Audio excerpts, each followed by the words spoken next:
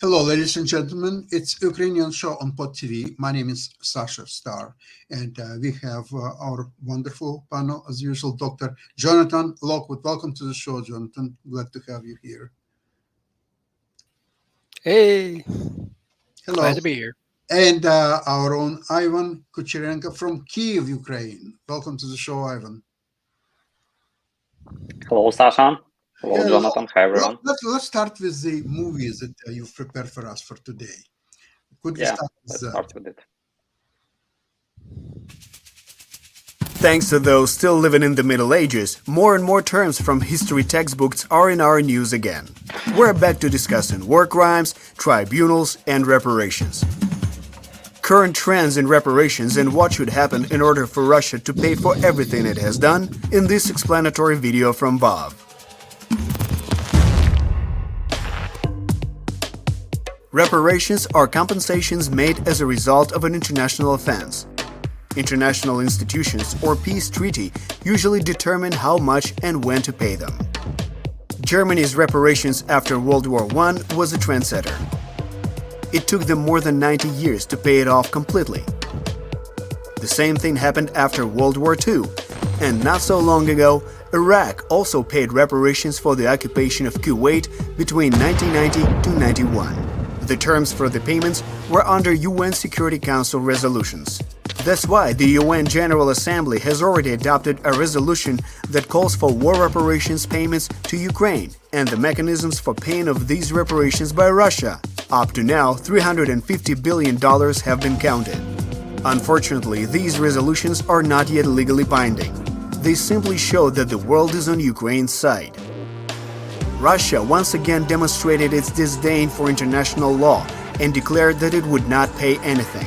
Russia's deputy ambassador Vasily Nebenzia called the document legally worthless, and Putin's press secretary thinks that the resolution formalizes the robbery of their gold and currency reserves. Yes, it is the $300 billion of frozen international currency reserves of Russia that are the first contender for covering damages. In theory, it's simple. EU countries transfer frozen assets to Ukraine, but under international law, they have immunity that protects them from confiscation. It is very complicated to legally withdraw this money and other assets of the oligarchs. Legal jurisprudence is required to transfer the money to Ukraine. Such a decision could be made by the International Criminal Court in The Hague. However, for the court to initiate the case, a resolution of the UN Security Council is necessary, and the Russian Federation, being a permanent member of the Council, will naturally veto this decision. So far, the European Parliament has only adopted a resolution on creating a special tribunal for Putin and Lukashenko and has already recognized Russia as a sponsor of terrorism. Small win, but still nice. How will reparations affect the Russian economy? Who cares? But let's be honest, the international community does recognize the need for reparations, but with caution. The deliberate humiliation and financial ruin of the aggressor, as was the case with Germany after World War I, will lead to new conflicts. Confiscating their reserves will not have an immediate negative impact on Russia, but their freezing already causes inflation. And soon a steady increase in prices will be felt by every housewife while buying a loaf of bread that costs half of her pension. But legally, the easiest option to make Russia pay is to change the political leadership in Russia and/or Russia admitting defeat in the war. That is exactly what Ukraine is working on with the support of its partners.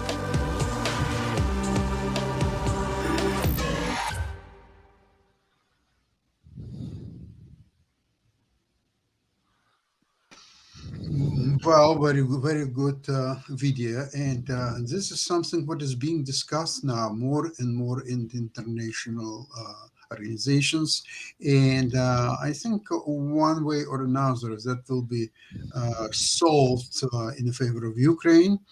And in the meantime, something interesting is happening. Ivan, maybe you know more about it, because what I've heard in the last few hours, actually, that Ukrainians are probing the front lines in very different directions. And it's not like immediate counteroffensive, an attack or something like this, but there are a lot of activities that show that they are trying to find some weaknesses in the Russian front lines. Is that what you hear as well? Yeah, I've also heard that during last few days, Ukraine actually started to prepare the attack, and before Ukraine will be able to attack on different directions. I hope it would be more than two of them. Our armed forces have to find the weaknesses in the Russian defense, obviously, and so now they're investigating the defense line, attacking, and trying to find the best possible place to strike with all available power. So we all waiting for this strike, and I hope that it will begin in a few next days, maybe. My thinking is different. They are familiar and they know very well all positions of Russian defenders. So this is not to find the weakest link. In my opinion, this is to disorient enemy, to show that they are prepared to strike in many different directions. I've heard about 12 points of attack, and actually 3 of these points are in Russian territory, namely Kursk, Belgorod, and Rostov area. Okay, so that shows the scope and magnitude of Ukrainian offensive, what is coming. Jonathan, what do you think of this strategy? Well, I tend to agree with you on that, Sasha, because this is especially the probes near Kursk and other places. This is called in military parlance reconnaissance in force. So they are probes, but they are strong probes to see if they can provoke a reaction. And it's strong enough that it causes the Russians to react if they can.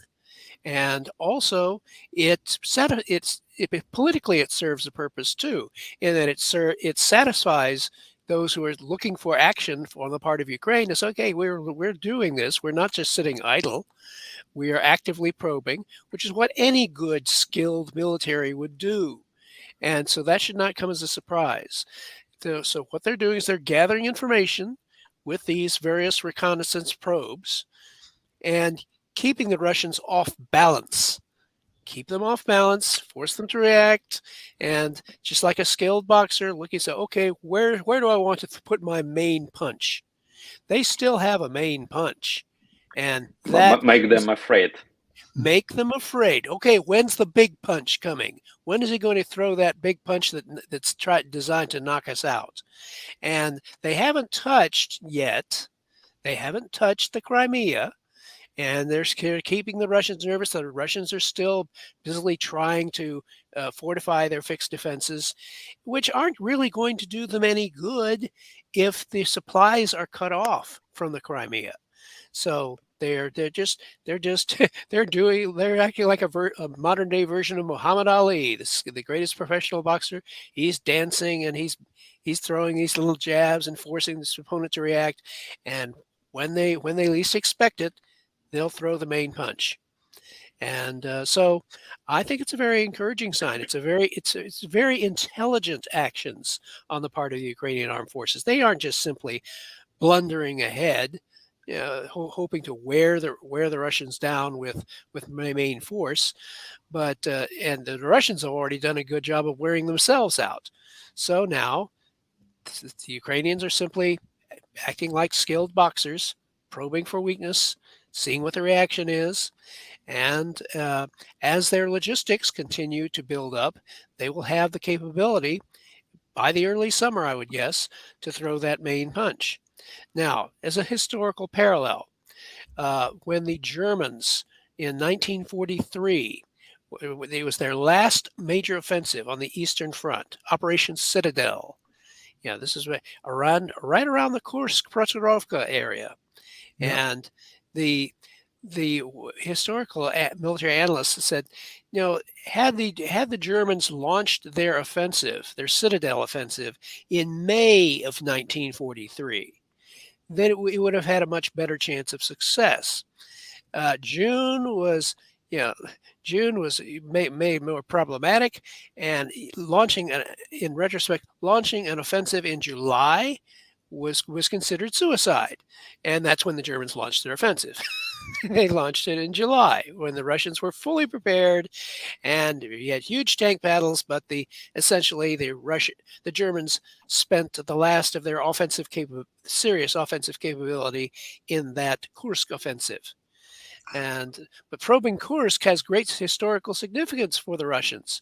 So the Ukrainians made sure that the Russians were paying attention. Hey, we're probing Kursk. So, Jonathan, but you see, it was very different for Russians to defend Kursk and prepare their counterattack eventually, because they were on their own territory. So they knew the territory so well, and they were defending their territory. So now take today, let's see Kherson and Zaporozhye, for example, these two, okay?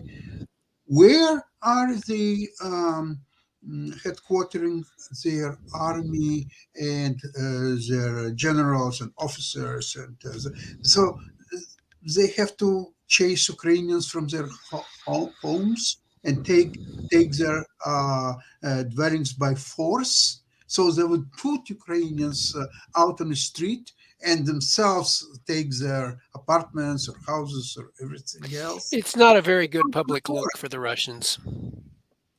Ivan, what's your opinion? I think that the most important in all these upcoming Ukrainian attack is that Russians are really afraid. Probably they're so afraid that Russian pilots started to bomb Russian cities. You've heard they were bombing. probably about, It's the military equivalent of wetting their own pants. Falling accidentally from a Russian military airplane to Belgorod, a big bomb, and it falls accidentally from the plane. I think that pilot was really afraid of upcoming Ukrainian attacks, that he maybe pushed he was drunk. I don't know. As always, I've got a short video of that bomb actually blowing in Belgorod. We can look for it now. And the funniest, Mark, can you launch the video, please? I couldn't believe when I saw it. Oh my God. Yeah. And the funniest, look at that video. You've seen a car which was driving a road, and that bomb exploded. And as usual, Russian officials said that they had no victims of this explosion. No victims. No one was hurted. And you've seen that car actually, which was yeah. Oh, he had a story to tell. Maybe it was driven by autopilot. It was something like a robotic car from Skolkovo, but Russian officials said that no one was hurted and no victims. It's like Napoleon said: never interfere with an opponent who is in the process of destroying himself. Yeah, you just let the Russians be the Russians. Yeah, so that's true. Were there any tries of Russians to say that it was Ukrainians actually who bombed Belgorod? It's really interesting, but they confirmed that it was an accident by a Russian airplane.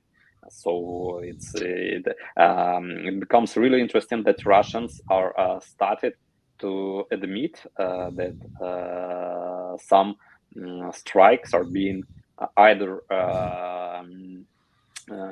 managed by Ukraine, like the strike on Crimean bridge Kerch Bridge because they accused the head of Ukrainian defense intelligence, Kirill Budanov, for that strike. And so they admitted that Ukraine was able to strike the Crimean bridge, which was protected more than any place in the world. And the Russian before that said that no one will be able to strike the Crimean bridge. It's so well protected in the air, on land, in sea, underwater. No one can strike the Crimean bridge. Ivan, but trucks who brought that to Crimean bridge, they came from Russian territory. Yeah, How obviously. they explain that? But they've accused head of Ukrainian defense intelligence and even issued a warrant for arrest him by Moscow court. So he said that it's very pleasant for him to understand that Russia accepts his achievements. So he will work even better with such level of motivation. And I think that the next thing will be that Russia will admit that the Moscow cruiser was sunk down by Ukrainian missiles. Yeah. It was not an accident. So waiting for that, maybe. No, Russians explained that there was a huge fire on a ship, and because of the fire, they had to take it back to the Sevastopol. And then something happened on its way to Sevastopol, it went all the way down. Just a comedy of errors. In the wrong place. I would like to mention something that one of the Putin's conditions for the peace with Ukraine is to how he said it, it was in Russian, he said that you have to calculate the geopolitical reality, meaning that whatever they grabbed should remain. Accept the new geopolitical reality. Yeah. I think that this fool does not even understand what he's talking about. The political reality today is very different than before the beginning of the war. Today's political reality is that the Finland and soon Sweden are members of NATO. And this is 1,000 kilometers of forces. And Finland is taking the huge steps to modernize its army, which is strong even today, but they want to make it yet much stronger. They want to bring NATO forces and American forces in, and they're getting F-35 fighter jets and so on. Now, now the Poland and Romania, they're getting huge 20,000 strong US-only battalions, which will be ready. It's completely autonomous. It's like an army. Okay, you say 20,000, right. But 20,000 well-trained and equipped soldiers, it's like a 200,000 strong Russian army, maybe even stronger. Now, this is in Europe. Now, Ukraine is becoming, one way or another, is becoming part of NATO.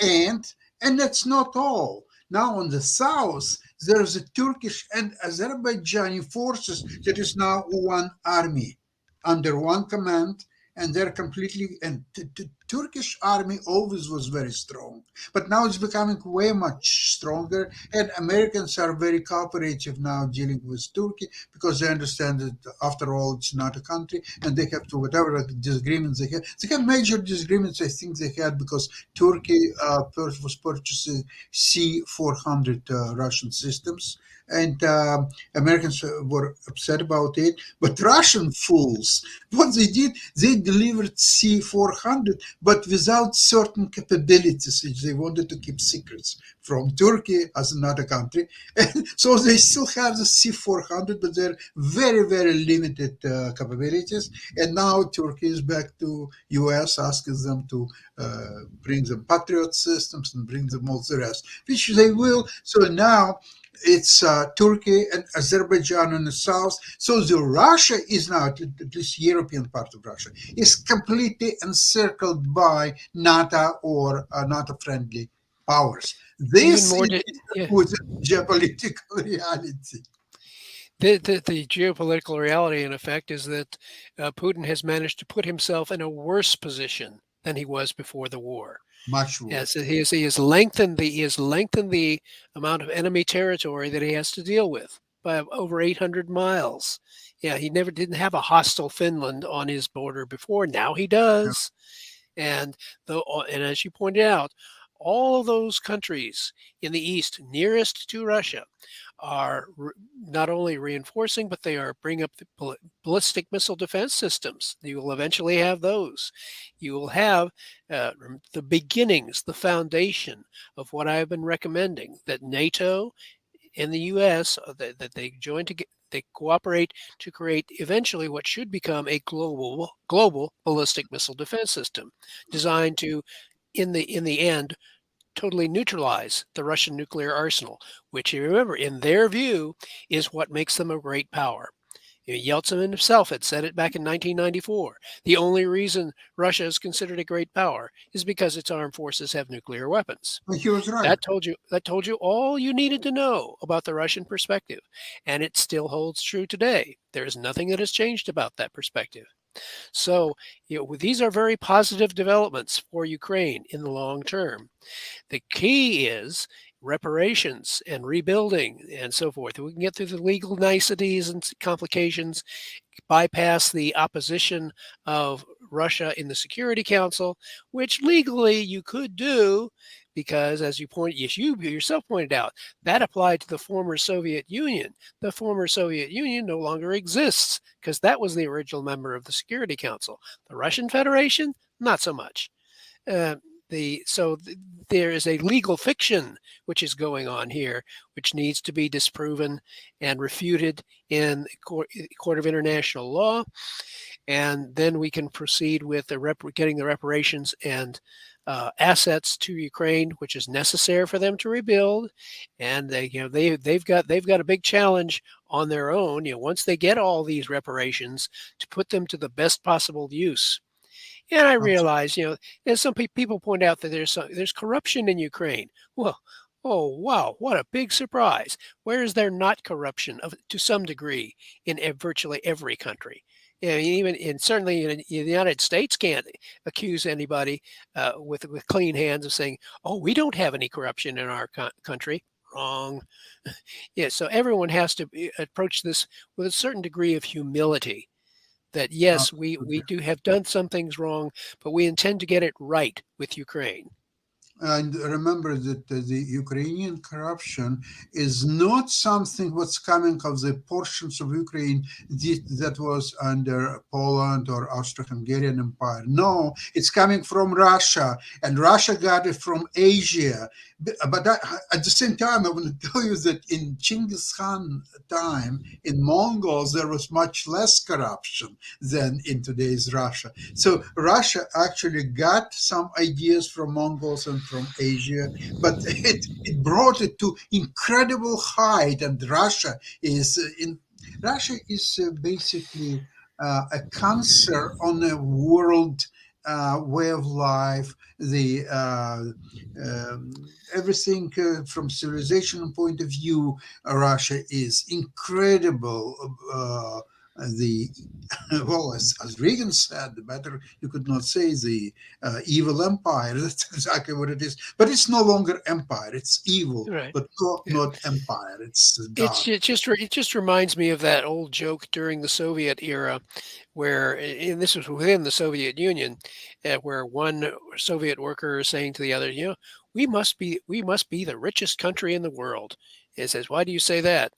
He said, well, here we've been stealing from the state for 60 years, and still there's something left to steal. Yeah, that's exactly correct. And listen, I was born in Soviet Union and spent first about 20 years of my life.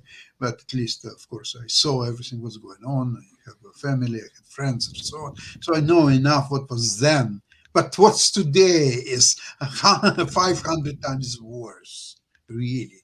Because at least at that time, really, I'm talking about, let's see, the end of 60s, 70s. Everybody was relatively poor compared to today's standards, especially in the West. Everybody was poor, I would say. Some people were a little bit better than others, but most of them were poor.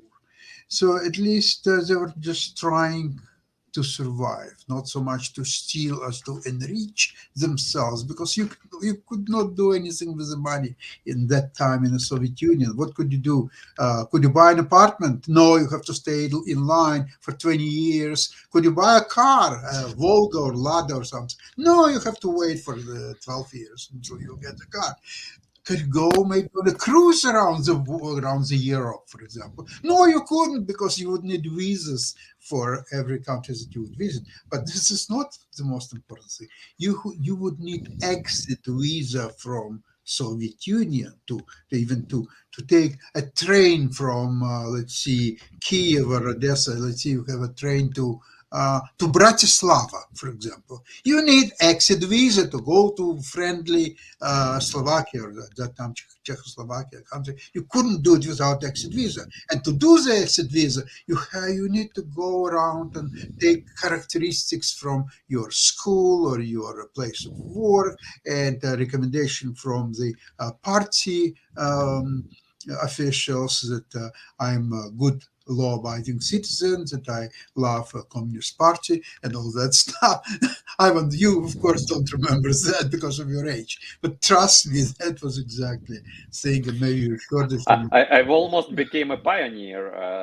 Oh, actually, okay. You did? uh, Oh my! yeah, but then the Soviet Union collapsed, and it was no more pioneer organization. But I was how to call it in English, Октябренок, October. It's like It was before the Yeah. pioneer. before pioneers, some kind of Hitler-Jungen organization. It- Soviet. yeah. You know, all this reminds me of one of the stories or jokes that President Reagan told, where this one worker had signed up to buy a car, and he went through all the paperwork, and they said, and he presented it to the bureaucrat, and he said that okay, 10 years from now you can pick up your car on this date. And the worker asks, is it morning or afternoon? Is it morning, afternoon? What difference does it make? And the man replied, well, the plumber's coming in the morning. That's a good one.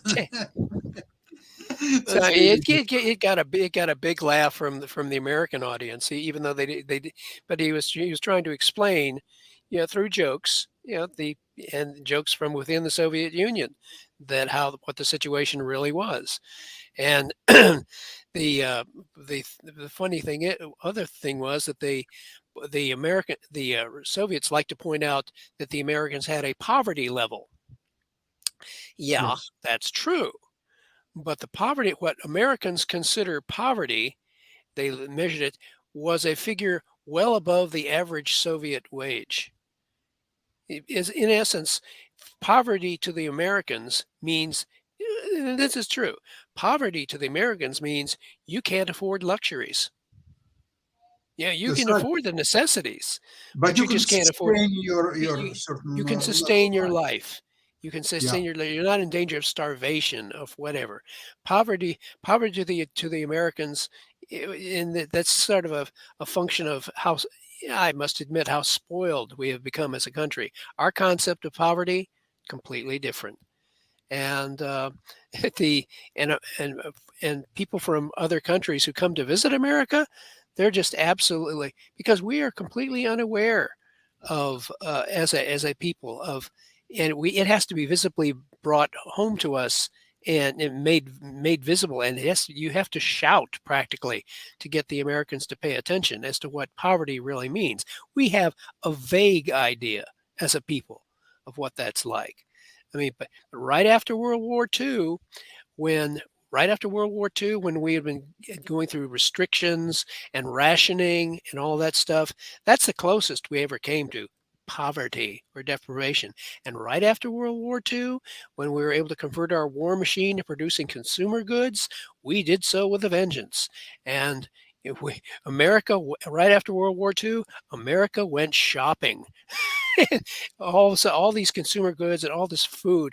And if you've ever, And if you go to, and it's still true, if you go to an American restaurant, any American restaurant, you get a lot more food than that would be served. That is a reaction. That's a historical reaction to the Great Depression and to World War II rationing. It's something unconscious which we do. We basically said as a people, we're never going to experience this again. And so they made sure of it. And so now, of course, many years later, we think that's normal. No, it's not. It's not normal to have so much. And that's one of the great failings that we as Americans just don't appreciate the historical context from which we're coming. And we have so much, and we think nothing of giving the stuff to other people because we just have more than we can use. So Absolutely, yeah. And so it's only right that we should help Ukraine. It's America is a country of plenty, and I wish that Ukraine soon, let's see, in 5 years, will become same. I think it's entirely possible. You know, I'm strong. What they need is peace.